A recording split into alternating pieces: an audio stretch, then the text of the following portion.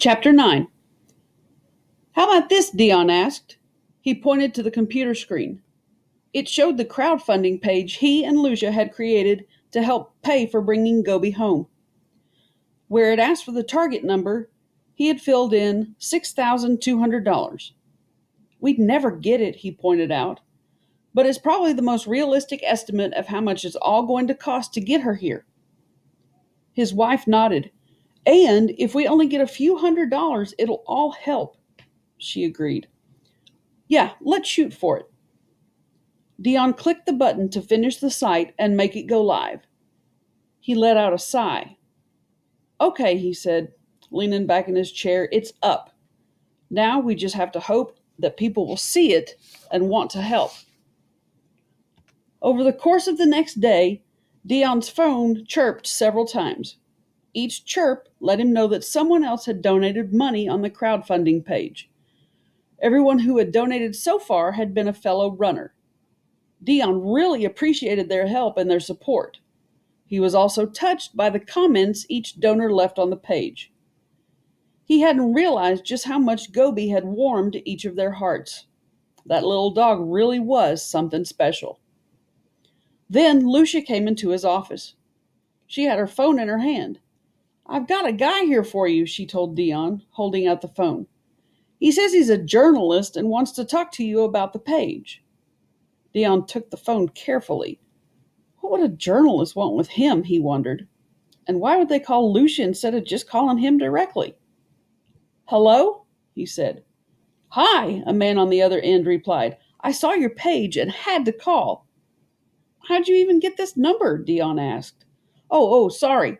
You didn't list a number on the page, the man answered, but your wife has one on her website. Which was true. Lucia worked as a running coach, so she had her number up on her page so clients could reach her. It made sense, but it was still a little strange. But the man was still talking. Listen, I'm with the Daily Mirror, he said. I'd like to do an exclusive interview with you about your quest to bring this dog home. Dion shook his head. The Daily Mirror? He knew the paper, of course. Everyone in Britain did. Still, he'd never had a journalist want to write a whole article about him before. It might at least lead to a few more donations, so what was the harm? All right, he finally said. You want an interview? You've got one. Great. But don't forget, this is an exclusive, right? The reporter reminded him. No talking to other journalists before the story comes out. Dion laughed. Mate, you can do what you like with the story. No one else is going to care about it. The reporter laughed as well. We'll see about that, he said. They did the interview by phone the next day, and the day after that it was in the paper.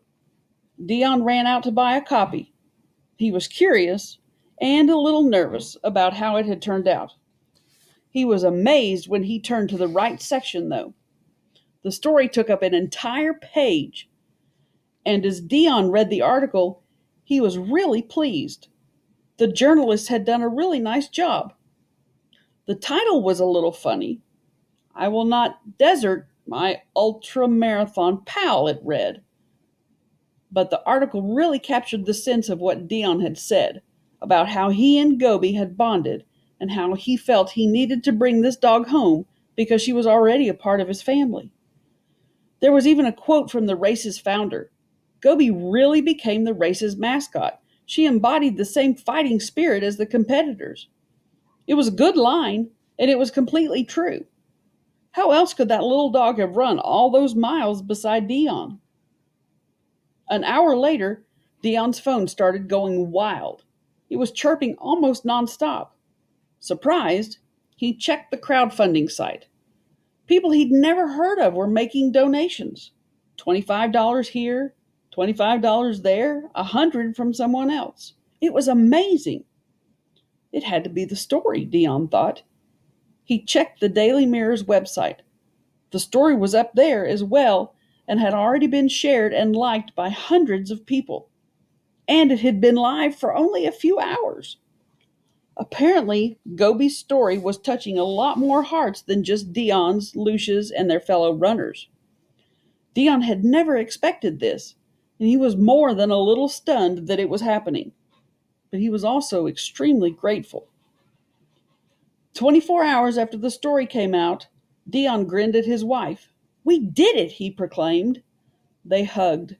They had met their goal, and now they had the money they needed to bring Gobi home. But it didn't stop there. People continued to give money on the site, and Dion started getting calls from other journalists who wanted to talk to him about his and Gobi's story. Then someone from the BBC called. A broadcaster named Phil Williams wanted to interview Dion on his radio show later that night. It was a live broadcast, and Dion was nervous, but there was no way he was going to turn down that opportunity. He did the show, and afterward, the producers created a little 1-minute video from his interview and some footage of the race.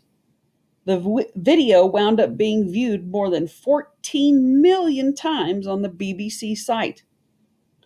More radio shows invited him on as a guest.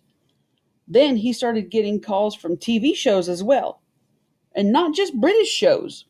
A German show contacted Dion, then a Russian one, an Australian one, and several American ones as well.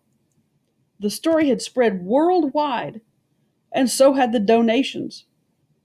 People were donating from India, Venezuela, Thailand, even North Korea. It was absolutely incredible. Dion was almost overwhelmed by all the attention and this incredible level of support. These people didn't even know him or Gobi, but that didn't seem to matter. They had heard his story, and they wanted to help.